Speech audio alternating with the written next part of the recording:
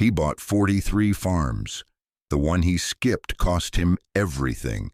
The developer had driven this road 100 times and never once noticed the old gate. It was just a piece of land no one wanted, a crooked wedge of scrub and old oaks. He had watched the developer's surveys from his kitchen window for 3 summers. He had watched the developer's surveys from his kitchen window for 3 summers. The first summer, it was just a man in an orange vest standing at the edge of the Turner field with a tripod and a reflective prism. Henry Vance noticed him because the man stayed there for nearly an hour, not moving, just looking through the scope and making notes on a clipboard. Henry had been fixing the hinge on the gate that led to the back pasture, and he stopped to watch. The man packed up his equipment and walked back to a white pickup truck parked on the county road. Henry went back to work. The second summer there were 3 of them. They came in late June when the corn was shoulder high, and they spent a week walking the boundaries of every farm between the river and the ridge. Henry watched them from his kitchen window while he drank his morning coffee. They moved in a line, 1 with the tripod, 2 with orange flags on wire stakes, marking something. They never came on to his land. They stayed on the Turner place, the old Peterson place, the abandoned Richter spread. But Henry knew what they were doing. He had seen it before in other counties, other years. They were drawing a map of something that did not yet exist. The third summer they came with a drone. Henry heard it before he saw it, a high, thin buzzing like a hornet the size of a dinner plate. It rose from behind the ridge and hovered over the fields, its camera eye sweeping in slow arcs. Henry stood on his porch and watched it pass.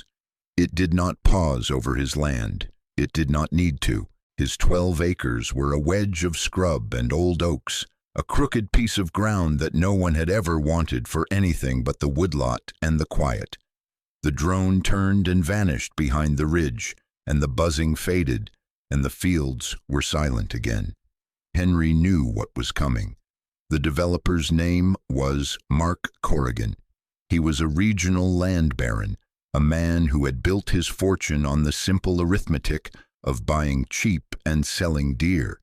He had acquired 43 contiguous farms over the course of 5 years, piecing together the old holdings of families who had worked the land for generations and then, one by one, let it go. Some sold because they were tired. Some sold because they were old. Some sold because the bank finally called the note, and Corrigan was there with a check and a smile and a handshake that felt like a closing.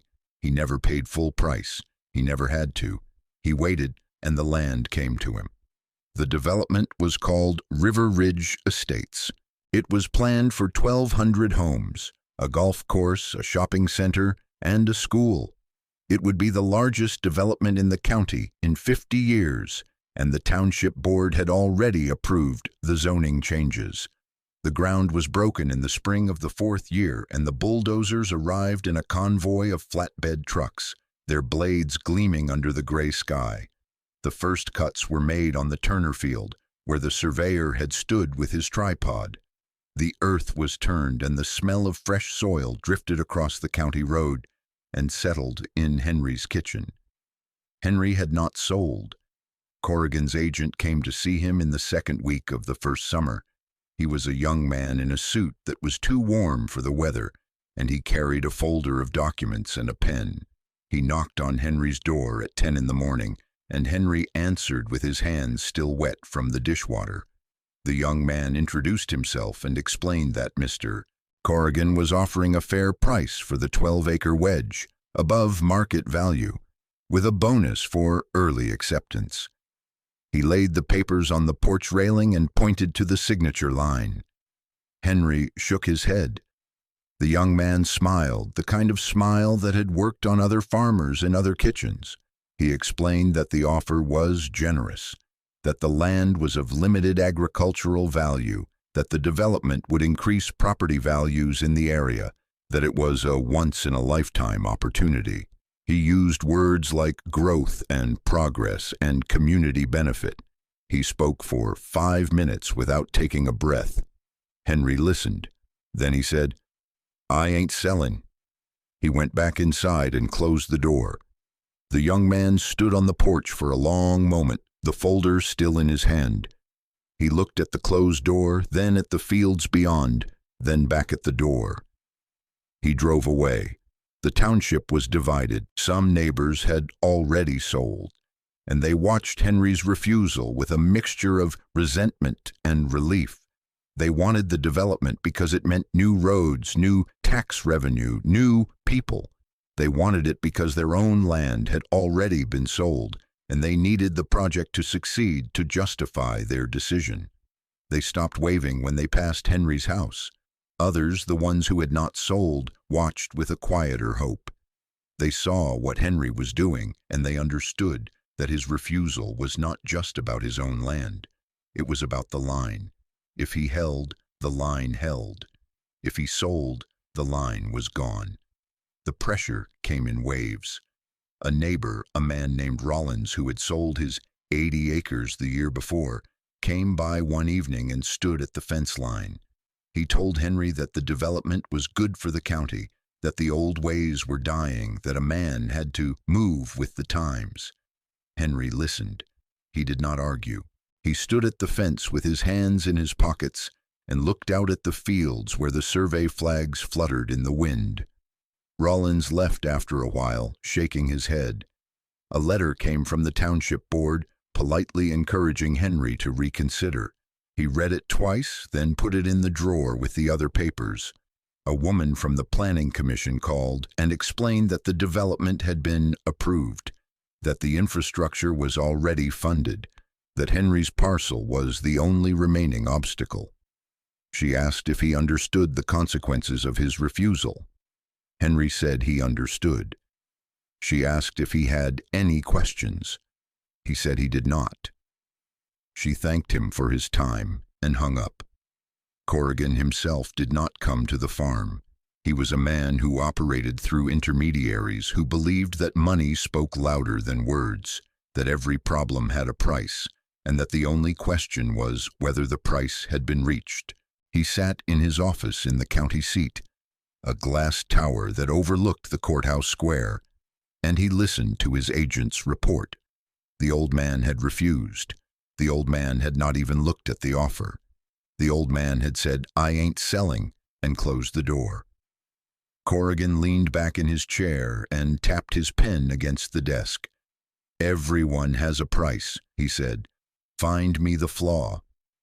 He was speaking to his lawyer, a young man named Davies, who had been with the firm for 3 years.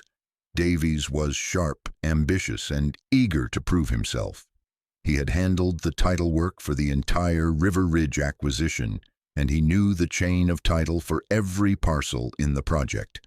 He had not, however, looked closely at the Vance parcel. It was small, irregular, and had seemed irrelevant to the larger development. But now he was told to look. Davies drove to the county records office the next morning.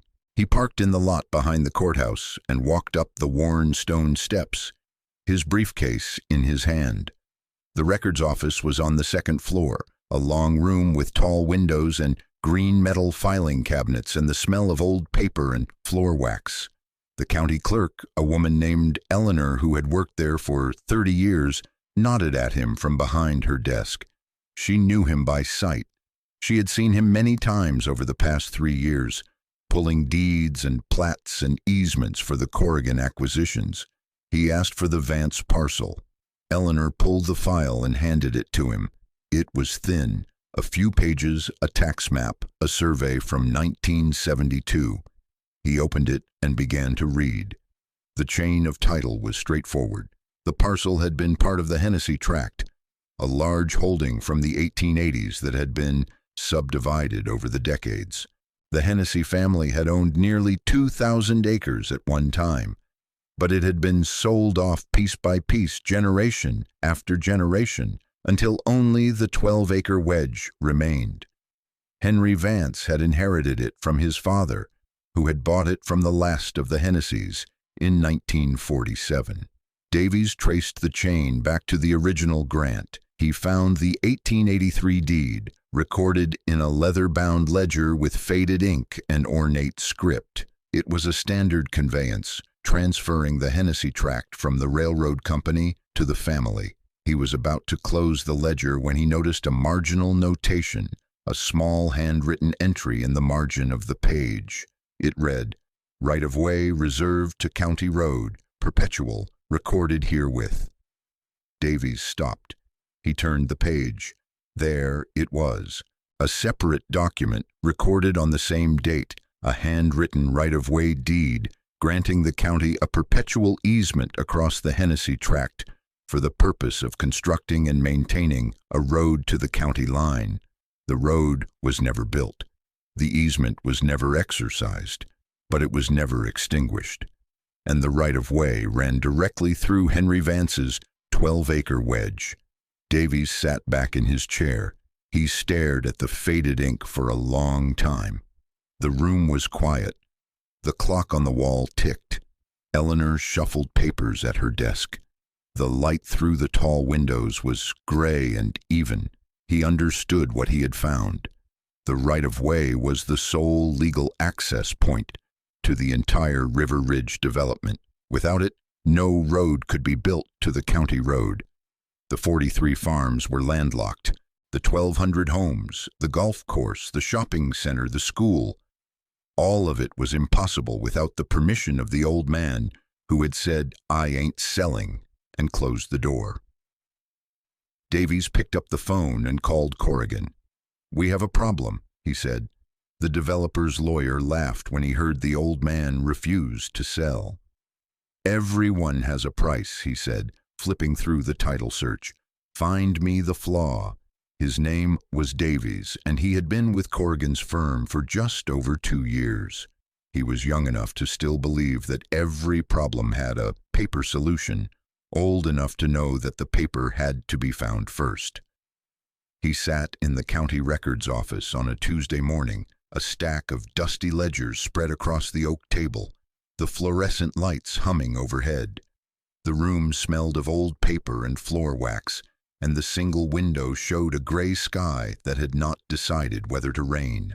Davies had pulled the chain of title for Henry Vance's 12-acre wedge, expecting a routine search.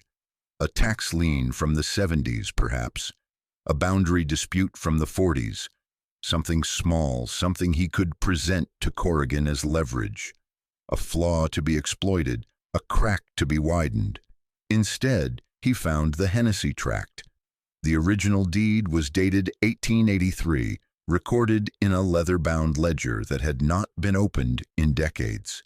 The ink was brown and faded, the handwriting elegant and precise, as if the man who wrote it had known that someone would read it 140 years later.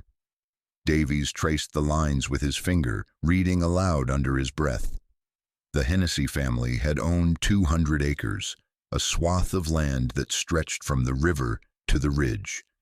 In 1883, they had granted a right-of-way to the county, a strip of land 60 feet wide, running from the county road to the river's edge. The deed was specific. It said perpetual. It said in perpetuity. It said that the right-of-way could not be sold, transferred, or extinguished without the consent of the Hennessy heirs. Davies sat back in his chair. The chair creaked. The clock on the wall ticked. He checked the subsequent filings. The Hennessy land had been subdivided over the decades, sold off in pieces. The railroad had come and gone. The county had built a new road on the other side of the ridge. The old right-of-way had been forgotten, left to grow over with brambles and young oaks. But it had never been formally abandoned. No county official had ever filed a release. No Hennessy heir had ever signed a quitclaim. And Henry Vance's 12-acre wedge was the only piece of the original Hennessy tract that still held that right-of-way. The rest had been sold, developed, paved over. But Henry's land, the crooked wedge of scrub and old oaks, was the last remaining parcel that carried the 1883 deed. Davies stared at the faded ink for a long time. He checked his notes. He checked the current county plat maps. He checked the zoning ordinances. He checked the development's planned road alignment, The one Corrigan had already approved, the one that would run directly through Henry's gate. The right-of-way was not just a historical curiosity. It was the sole legal access point to the entire 43-farm development. Without it, no road could be built. Without a road, no houses could be built. Without houses, no money could be made. Davies closed the ledger. He sat in the silence of the records office, the only sound the hum of the fluorescent lights and the distant rumble of a truck on the county road. He thought about Corrigan's confidence, his dismissal of the old man, his certainty that everyone had a price. He thought about Henry Vance standing at his kitchen window watching the surveyors for 3 summers. He thought about the old man's quiet refusal, his simple shake of the head, his hands resting on the wooden fence post. Davies picked up the phone. He dialed Corrigan's number. "We have a problem," he said. He did not say what kind of problem. He did not say that the problem was 140 years old, written in faded brown ink on brittle paper, sitting in a leather-bound ledger that no one had opened in decades. He did not say that the problem was a 12-acre wedge of scrub and old oaks, owned by a man in a faded denim jacket with a brass key around his neck. He just said the words, and then he waited. Corrigan arrived at the records office within the hour. He walked in with the brisk, confident stride of a man who had never been told no, who had never encountered a problem he could not buy his way out of. He wore a charcoal gray suit, a crisp white shirt, a navy silk tie. His shoes were polished. His watch was gold. His smile was cold and practiced. Davies met him at the oak table. He did not shake his hand. He simply pointed to the open ledger. Corrigan leaned over the book, his hazel eyes scanning the faded ink.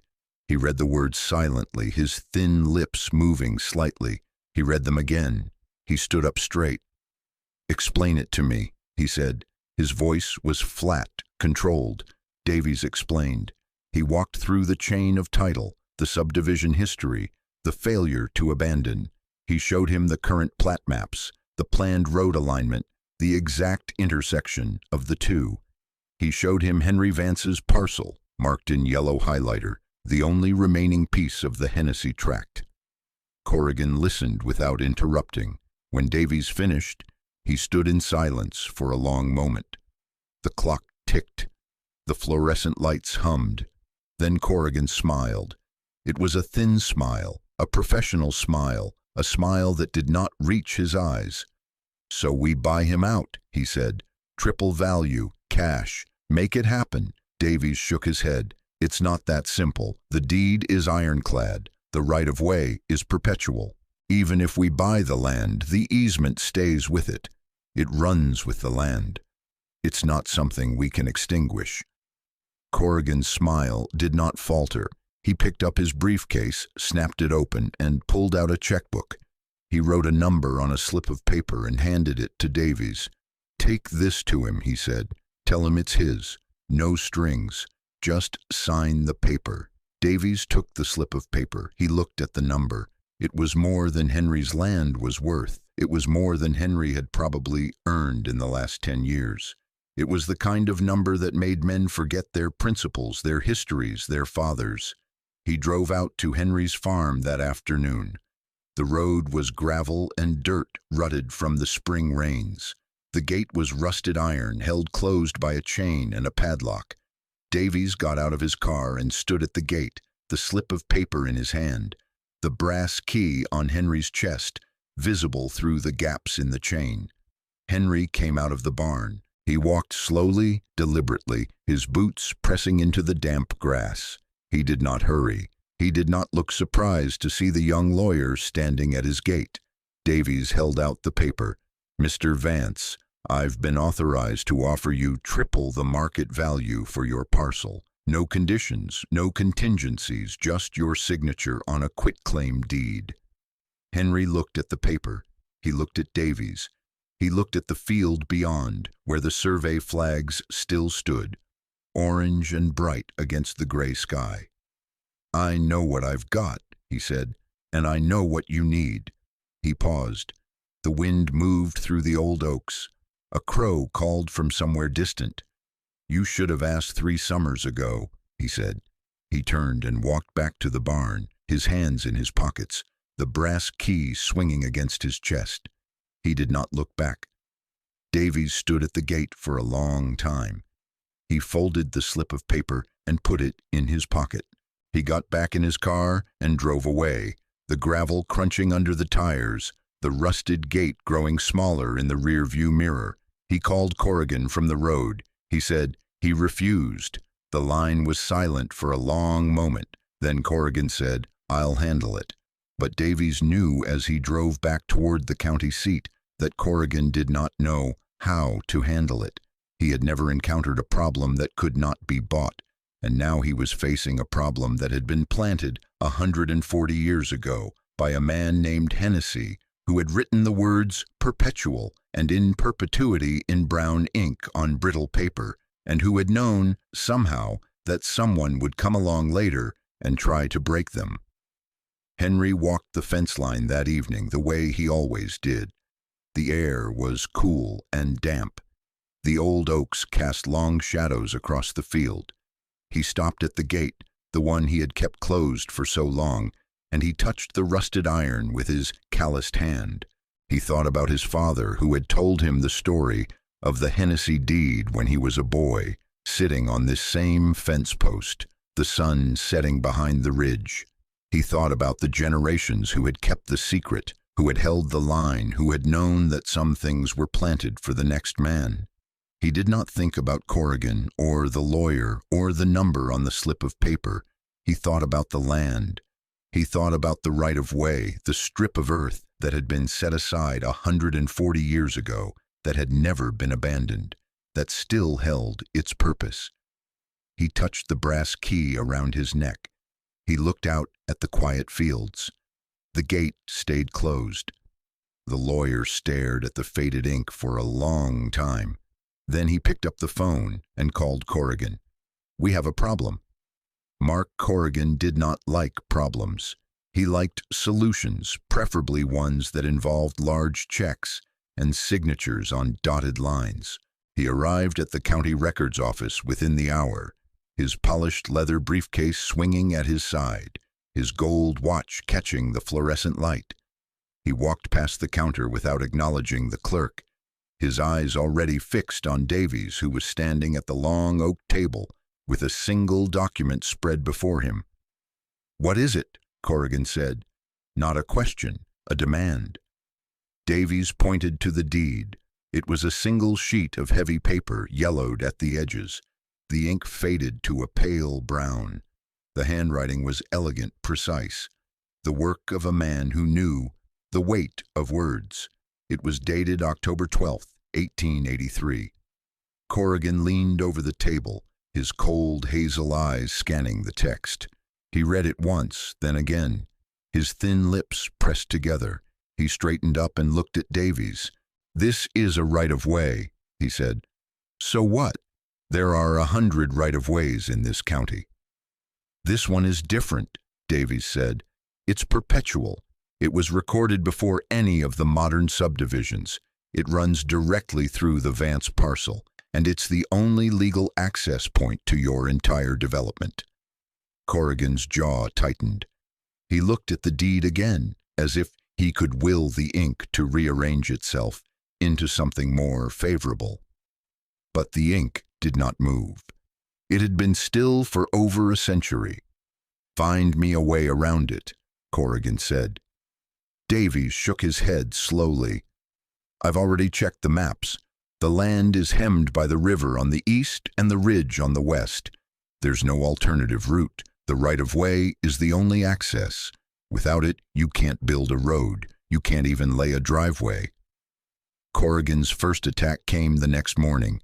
He sent a team of surveyors to the site, 3 men in orange vests with tripods and laser levels. They spent 2 days walking the boundaries, measuring distances, checking elevations. Henry Vance watched them from his kitchen window, his hands resting on the sill, his pale blue eyes tracking their movements with the patience of a man who had nothing to prove. The surveyors returned with the same conclusion Davies had given. The river was too deep to bridge affordably. The ridge was too steep to grade. The only flat, accessible corridor was the trace of an old wagon road that ran directly through Henry's parcel. The same wagon road that had been there since 1883. Corrigan's second attack came in the form of a lawyer with a briefcase. Not Davies this time, but a man from a bigger firm. A man with silver hair and a voice like warm gravel. He drove up to Henry's farmhouse on a Tuesday afternoon, parked his black sedan next to the rusted gate, and walked up the gravel path to the porch. Henry was sitting in a wooden rocking chair, the brass key on the leather cord visible against his white cotton shirt. He did not stand when the lawyer approached. He simply looked up, his weathered face unreadable. "Mr. Vance," the lawyer said, extending a hand. "I'm here on behalf of Mark Corrigan. He'd like to make you an offer." Henry did not take the hand. He waited. The lawyer opened his briefcase and pulled out a check. The amount was written in neat, professional handwriting, 3 times the market value of Henry's 12-acre wedge.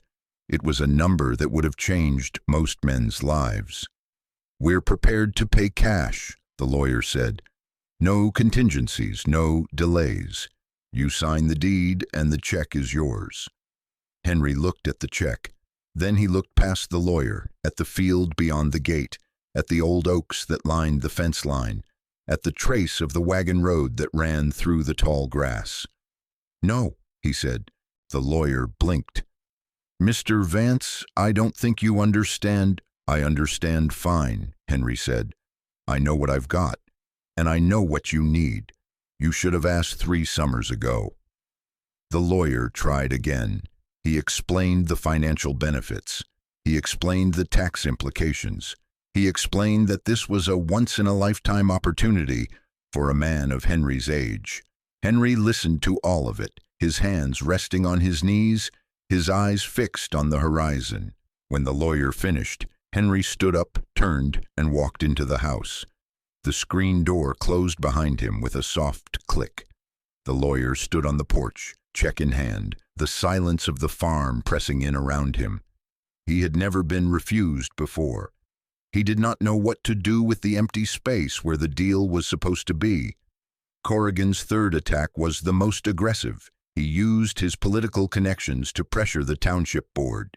He called in favors from county commissioners.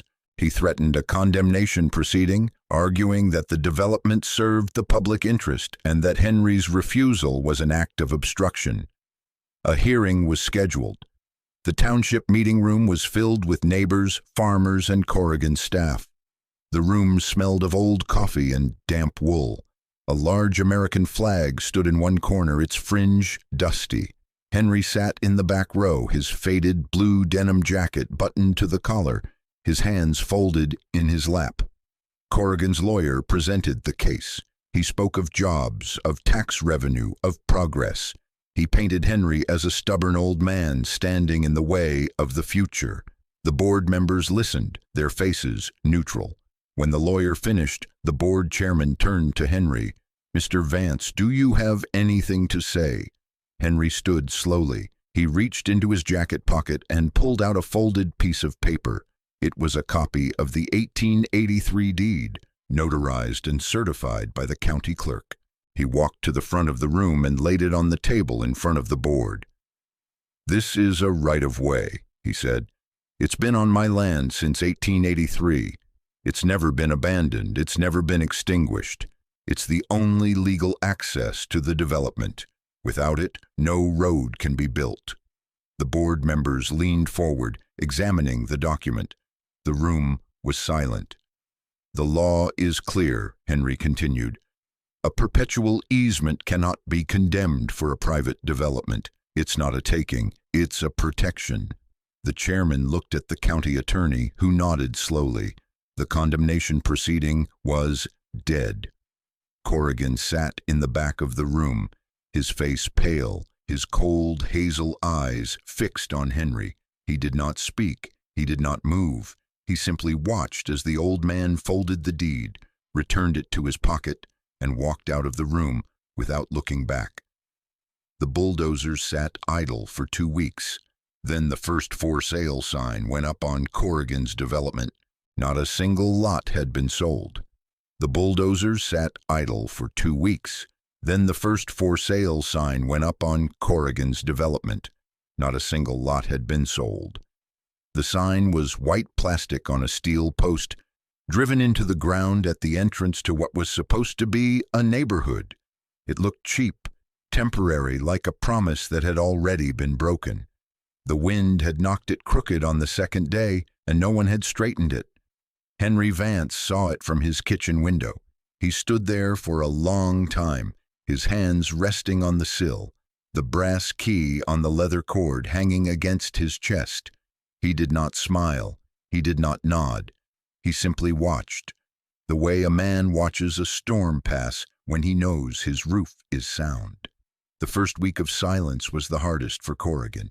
He had spent 3 years assembling those 43 farms, negotiating with families who had lived on the land for generations, promising them a future of sidewalks and streetlights and schools.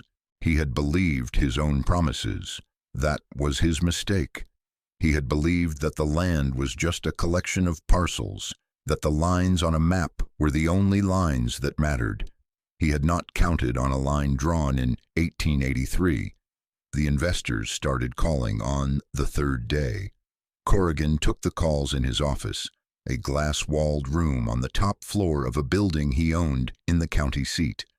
From his window he could see the fields he had bought, the green squares of spring wheat and the dark rectangles of plowed earth. He could see the wedge of scrub and old oaks where Henry's farm sat, a crooked piece of a puzzle that would not fit. The calls were short. The investors wanted to know when the road would be built. Corrigan told them there was a legal issue. They asked how long. He said he didn't know. They asked what he was doing about it. He said everything he could. On the 5th day, the first investor pulled out. On the 7th day, the bank called. The loan for the development was structured in phases. Phase 1 required access. Without access, there was no Phase 1. Without Phase 1, there was no loan. The bank's tone was flat, professional, the voice of a man who had seen this before and knew exactly how it ended. Corrigan hired the prominent real estate attorney on the 8th day. His name was Gerald Phelps, and he was known for 2 things. He had never lost a condemnation case, and he charged by the hour as if time itself owed him money. He was a tall man with a white mustache and the patient, predatory calm of someone who had spent 40 years reading the fine print of other people's lives. Phelps reviewed the case for 3 days. He sent a paralegal to the county records office to pull every document related to the Hennessy tract, the right-of-way, the 1883 deed, the subsequent subdivisions, the tax records, the survey maps, the correspondence between the County Road Commission and every landowner who had ever held title to that wedge of scrub and oak. On the 4th day, he called Corrigan. "The deed is valid," he said, "but that doesn't mean it's enforceable." Corrigan leaned forward. "Explain." "There's a doctrine called abandonment," Phelps said. "If the county never used the right-of-way, if they never maintained it as a public road, if they let it sit for 140 years without asserting their interest, a court can rule that the easement was abandoned by non-use." Corrigan's voice was sharp. "So we argue that." "We can argue anything," Phelps said. "The question is whether we can prove it. The old man has a gate. He has a fence. He has a visible trace of the road on his land. That's evidence of the easement's existence. But it's also evidence that the county never used it. The gate was locked. The fence was intact. For 140 years, no county vehicle drove down that lane." Corrigan was silent for a moment. "Then we win." "We might," Phelps said. "But the old man has something we don't." "What?" "He has the original deed, and he has the memory of the man who told him about it. That's not nothing. Juries like old men with original deeds. The case went to court 6 weeks later. The courtroom was small, paneled in dark wood, with a single window that looked out on the county courthouse lawn. The judge was a woman named Eleanor Vance, no relation to Henry, though the coincidence was noted by more than one reporter who had come to watch the spectacle. Henry sat at the plaintiff's table with a lawyer from the local legal aid office, a young woman named Sarah Chen, who had taken his case for free. She had read the 1883 deed 3 times before she believed it. Then she had read it again. Corrigan sat at the defense table with Phelps, a stack of binders in front of them, each tabbed and color-coded and ready for argument. The trial lasted 2 days. Phelps argued abandonment. He called a historian from the state university who testified that the County Road Commission had no record of maintaining the right-of-way after 1920. He called a surveyor who testified that the physical trace of the road was overgrown and impassable. He called a former county commissioner who testified that the right-of-way had never been listed on any official map of county roads.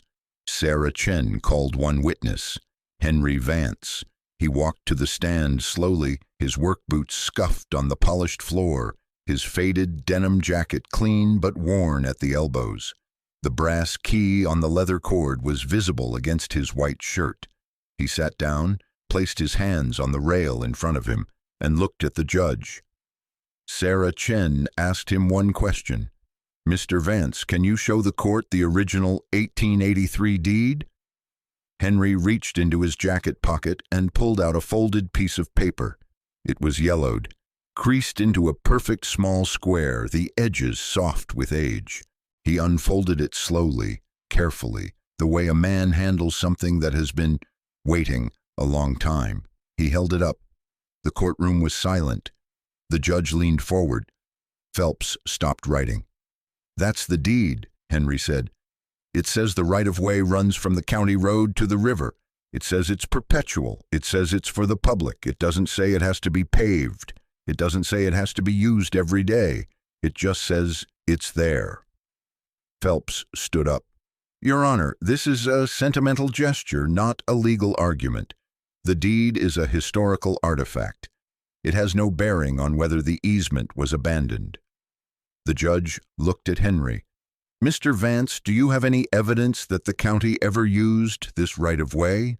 Henry did not hesitate. "There's a gate," he said. "My grandfather put it up in 1923. It's got a lock. The county never asked for a key. But that doesn't mean they couldn't have asked. The gate was never locked from their side. It was only locked from mine." The judge was quiet. Henry continued. "And there's a trace. The road is still there. You can see it from the air. You can walk it. The oaks on either side are 150 years old. They were planted to mark the line. The line is still straight." He paused. "I never said the county couldn't use it," he said. "I just said they never did. That's not abandonment. That's neglect. And neglect doesn't extinguish a right-of-way. A deed does. And this deed is still good."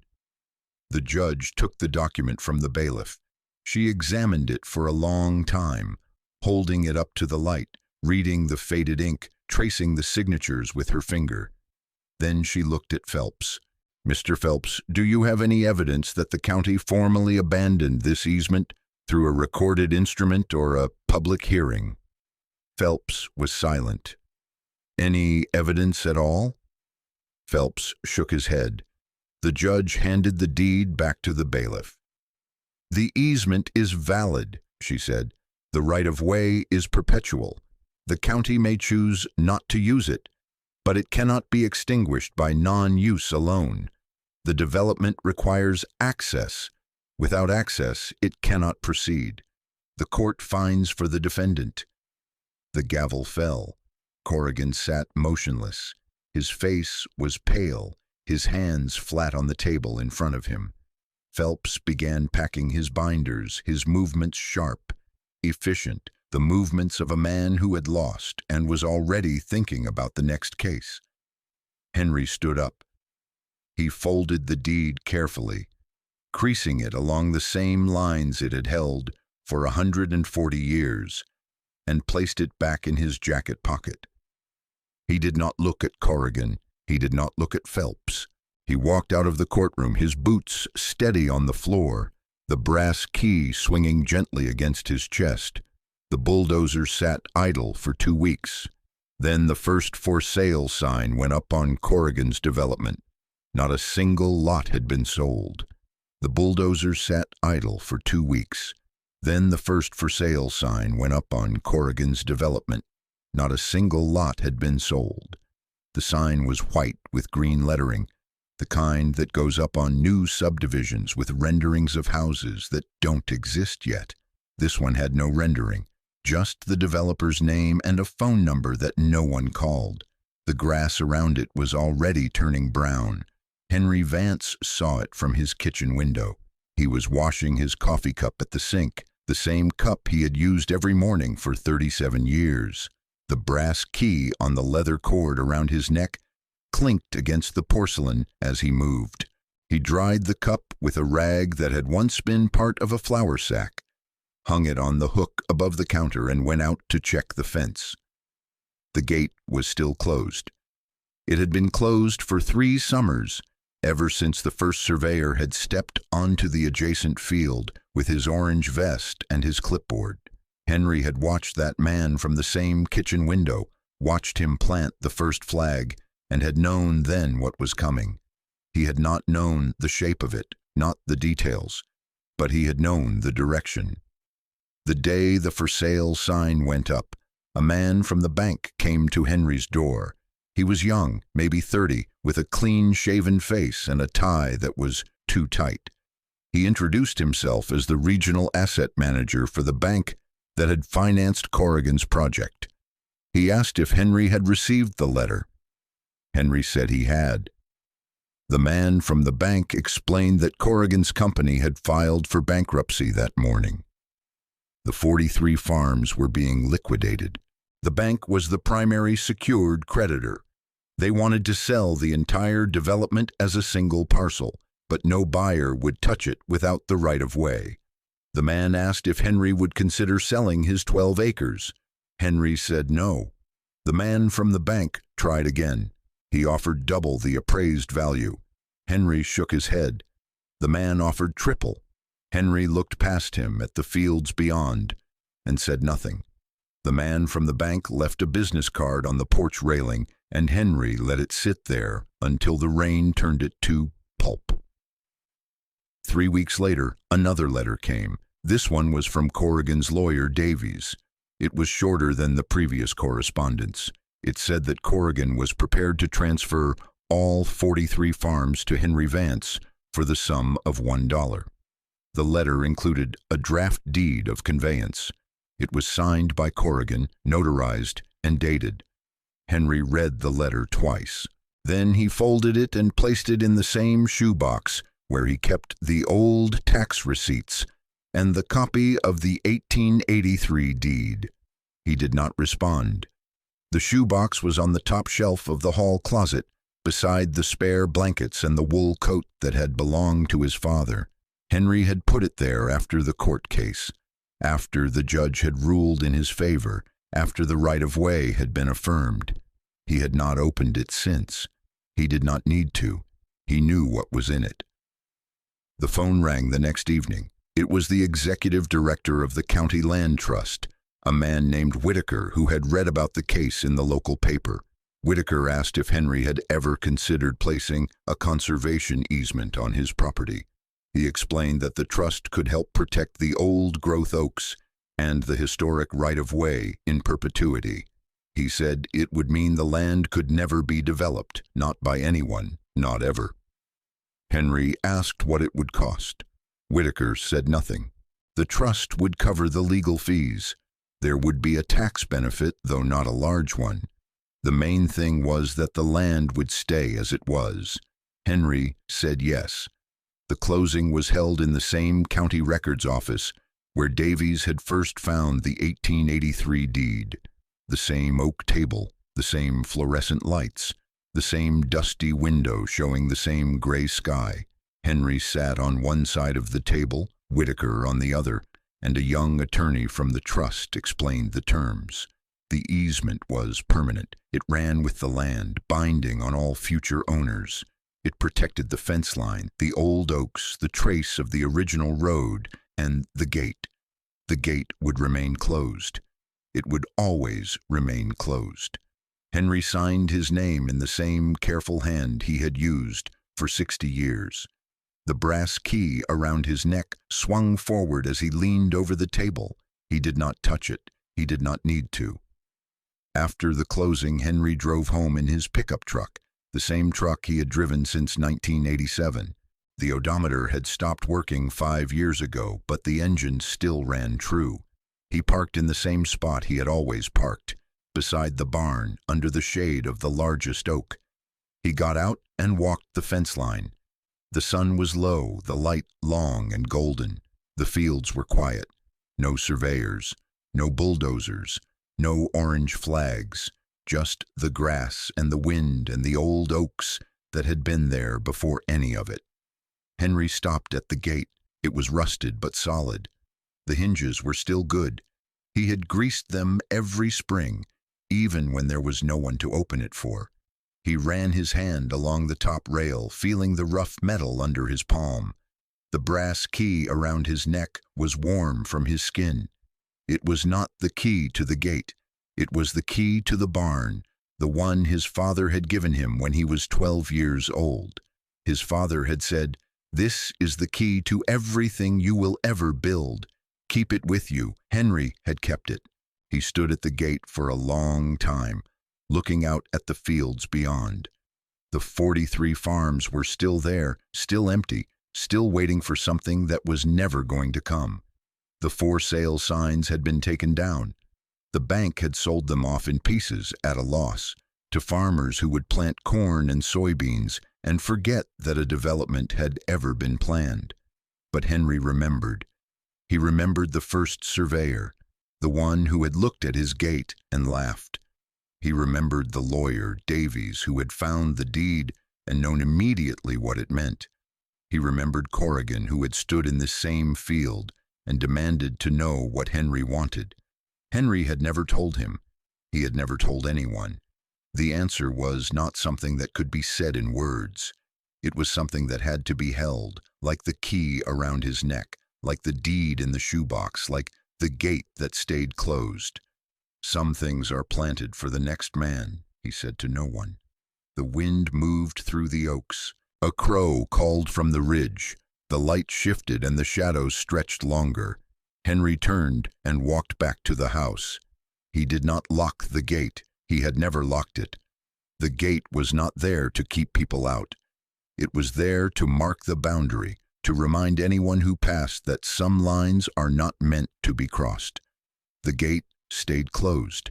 In the kitchen, Henry filled the coffee pot and set it to brew. He sat down at the table his father had built, the one with the uneven leg that he had never bothered to fix, and he waited for the morning. The brass key rested against his chest, warm and steady. He had held the line. That was all he had ever wanted to do. But not all victories come with a gavel. Sometimes the proof is a photograph, a single faded photograph from a county fair in 1968, showing a man and his son standing beside a fence post that had been set by hand. For a woman in rural Ohio, that photo is the only evidence she has against a railroad that claimed a right-of-way it never owned. We will see what holds.